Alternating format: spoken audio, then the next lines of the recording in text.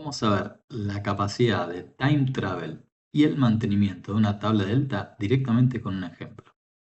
Acá estamos en Fabric, en un Lakehouse, y vamos a crear con este notebook que tiene atachado este Lakehouse una tabla llamada dim cliente que tiene simplemente un campo ID y un nombre. Vamos a ver cómo se creó la tabla. Acá tenemos la tabla dim cliente. Vamos ahora a ejecutar este comando que me muestra la historia de una tabla delta y vemos que solamente tiene un registro la historia, la versión 0, donde se creó.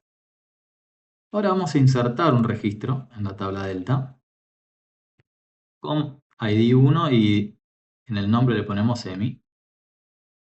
Vamos a ver la historia nuevamente y ahora vemos que tenemos una versión nueva de la tabla que se creó a partir de una instrucción de escritura. Vamos a hacer otra vez la operación de insertar un registro y vamos a agregar un registro con ID 2, nombre Pepe, volvemos a describir la historia de la tabla y vemos cómo se va versionando. Hacemos esto una tercera vez, o sea, volvemos a insertar otro registro, volvemos a ver la historia y acá tenemos una tercera versión. Podemos borrar el registro de ID 2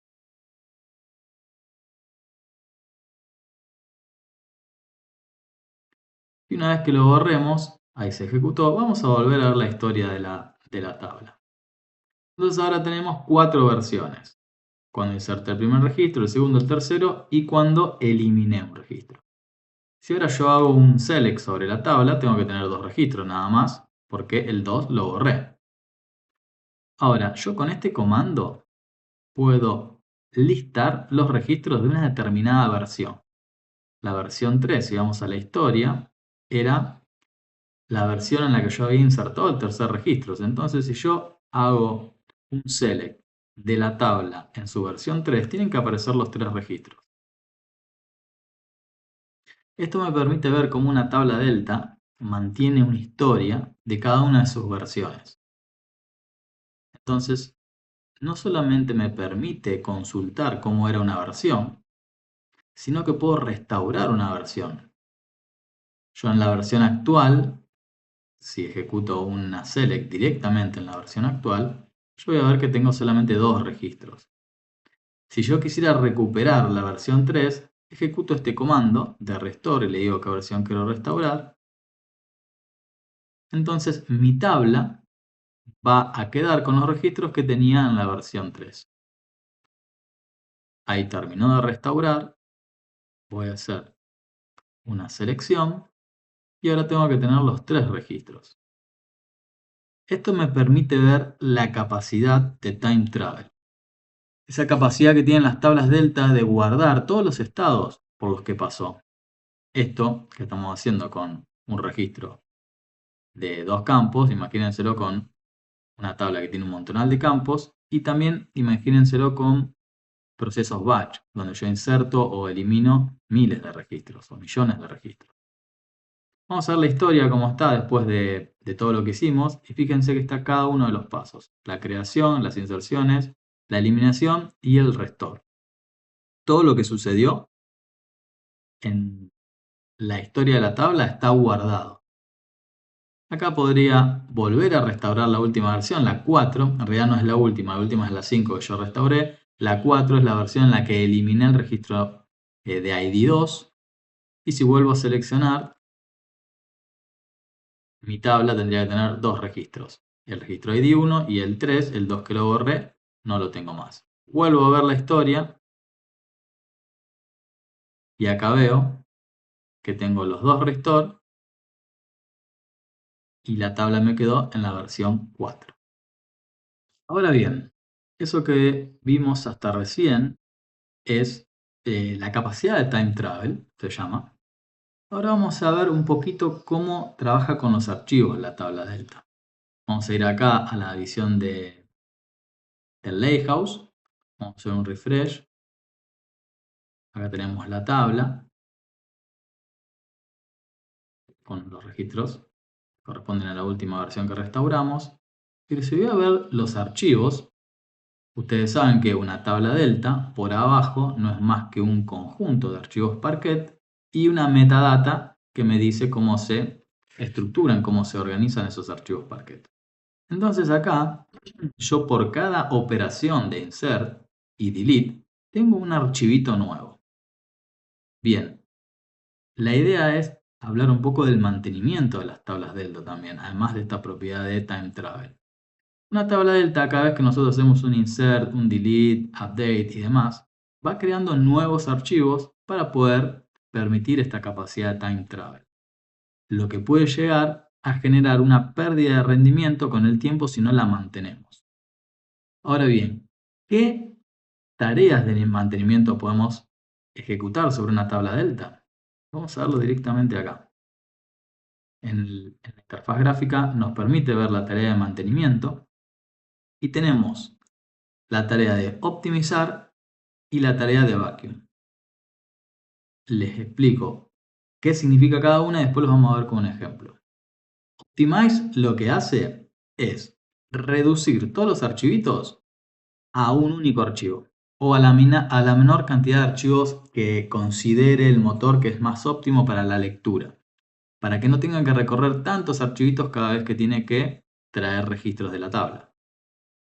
Esta opción que se llama Border tiene que ver sobre cómo organiza la data dentro de cada archivito Parquet. El Border es una forma de organizar la data dentro de cada archivo de tal manera que la operación de lectura sea óptima, tenga la mayor cantidad de rendimiento para lectura. Esto para escritura no es lo mejor, pero si estamos hablando de una tabla de hechos o dimensión que la vamos a usar para generar reportes, es mejor aplicar el Border porque va a ser más rápido la lectura de esas tablas. Esto tiene que ver con la optimización, con cómo yo estructuro los archivitos de la tabla delta y el contenido de cada uno de esos archivitos para que sea óptimo.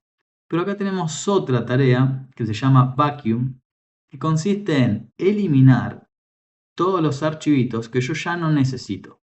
Y si yo elijo el vacuum, tengo acá lo que se llama periodo de retención. ¿Cuántos días hacia atrás quiero conservar? Recién estábamos viendo cómo yo puedo aprovechar la capacidad de time travel. Lo hicimos dentro de minutos. Ahora, supongamos que yo durante un mes entero vengo insertando, borrando registros y me quedan un montón de archivos. Si yo ejecuto un vacuum y dejo 7 días, o sea, el periodo de retención es de 7 días, todos los archivitos anteriores a 7 días los va a borrar directamente. Entonces, la capacidad de time travel va a ser dentro del periodo de los últimos 7 días. Esto por seguridad no te deja la interfaz gráfica elegir un periodo de retención más chico que 7 días. Si yo ejecuto esto, me dice que tiene que ser 7 días o más. Esto es por una cuestión de seguridad, para no eliminarte data en los últimos 7 días, porque quizá vos querés restaurar esa información. Y si le das valor 0 de retención, no puedes viajar más en el tiempo hacia atrás. Bien, vamos a volver al notebook y vamos a ver eso en un ejemplo. Con este código lo que voy a hacer es insertar varios registros más hasta llegar a 20 a partir del número 4 con un nombre random. O sea, básicamente lo que hace esto es inserta, ejecuta desde 4 a 20 serían unos 16 inserts y lo hago así por separado porque si yo haría una transacción bulk, o sea, una única transacción que me inserte todos los registros, no crearía un archivito por cada transacción. En cambio, si yo hago un script que ejecute cada insert por separado, me va a generar la creación de un montón de archivitos Parquet, que es lo que quiero mostrar acá.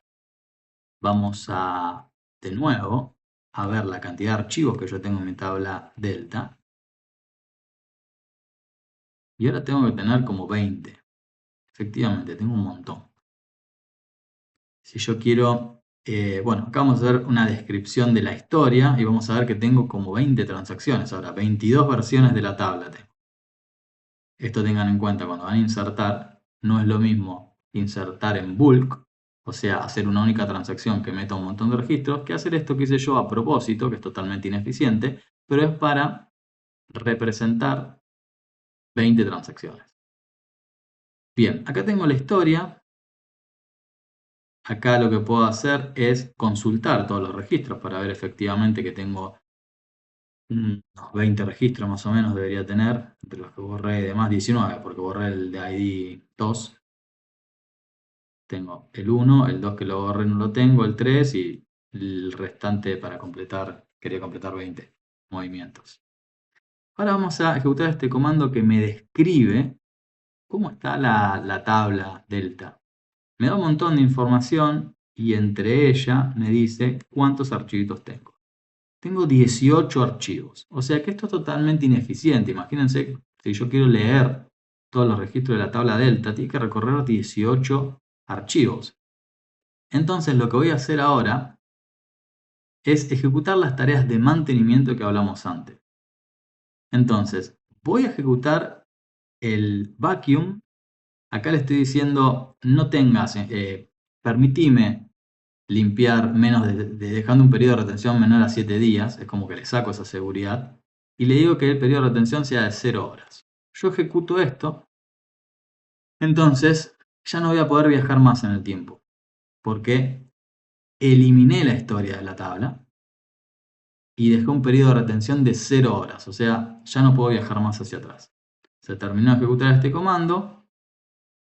Vamos a ver cómo quedó la metadata de la tabla. Y vamos a ver cuántos archivitos tengo ahora. Fíjense que sigo teniendo 18 archivos, no me limpió nada esto.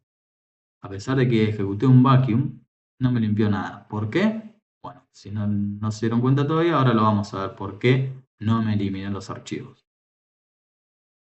Vamos a ver la historia de la tabla. Tengo el vacuum acá ejecutado, pero vimos antes que los archivos no desaparecieron. De hecho, si vamos acá y hacemos un refresh, vamos a ver que los archivos siguen estando. No limpié nada todavía. Bien, están todos los archivos. ¿Por qué pasa esto? Bueno, yo ya hice el vacuum. Como no se limpiaron los archivos, yo puedo suponer que puedo viajar en el tiempo. Voy a ir a la versión 3 y ya no me va a dejar. ¿Por qué falla? Porque me dice que no tengo los archivos. Bueno, estoy en el peor de los casos. Los archivos no se borraron y no puedo hacer time travel. ¿Por qué pasó eso? Porque ejecuté un vacuum, pero me falta el optimize primero. El optimize, como les conté, lo que hace es reduce la cantidad de archivos para que sea más óptimo. Antes vimos cuando ejecutamos el describe que tenía 18 archivos la tabla. Yo ejecuto el optimize ahora y la metadata me va a decir que ahora sí tiene un único archivo, porque lo optimizó y metió todos los registros en un único archivo. Vamos a ver que el número de archivos es 1. Pero si voy a ver cuántos archivos yo tengo en mi almacenamiento, sigo teniendo un montón. Entonces ahora me dice la metadata, tu tabla tiene un único archivo, pero yo veo que todavía no limpió nada, o sea, no se ejecutó el mantenimiento.